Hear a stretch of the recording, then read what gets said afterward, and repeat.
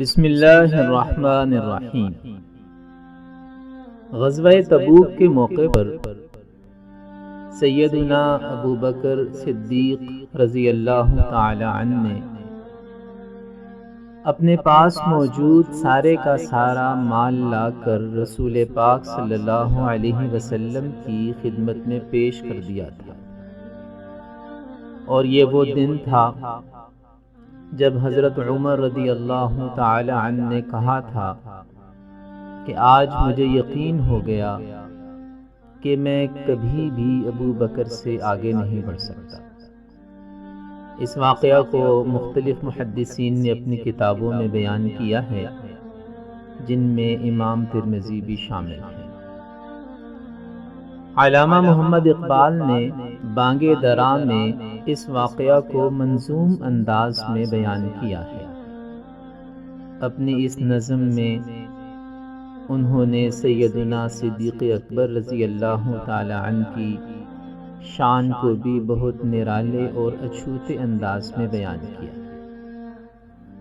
بانگ درا میں موجود علامہ اقبال کی اس نظم میں وہ کچھ اس طرح حضرت ابو بکر صدیق رضی اللہ عنہ کی مدح کرتے ہوئے نظر آتے ہیں۔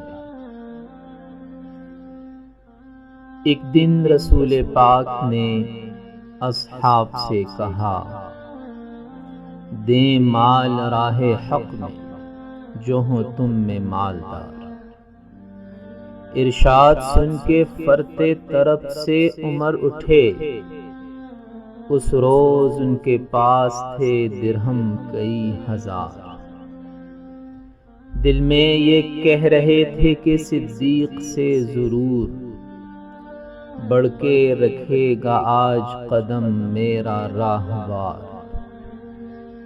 لائے غرض کے مال رسول امی کے پاس، ایثار کی ہے دست نگر ابتدائے کار۔ پوچھا حضور سرور عالم نے اے عمر، اے وہ کہ جوش حق سے تیرے دل کو ہے قرار۔ رکھا ہے کچھ عیال کی خاطر بھی تو نے کیا، مسلم ہے اپنے خیش و اقارب کا حق گزار۔ کی عرض نصف مال ہے فرزند و زن کا حق، باقی جو ہے وہ ملت بیضا پہ ہے نثار۔ اتنے میں وہ رفیق نبوت بھی آ گیا، جس سے بنائے عشق و محبت ہے استوار۔ لے آیا اپنے ساتھ وہ مرد وفا سرشت، ہر چیز جس سے چشم جہاں میں ہو اعتبار۔ مل کے یمین و درہم و دینار و رخت و جنس، اسپِ قمر سمو شتر و قاطر و حمار۔ بولے حضور چاہیے فکر عیال بھی، کہنے لگا وہ عشق و محبت کا رازدار۔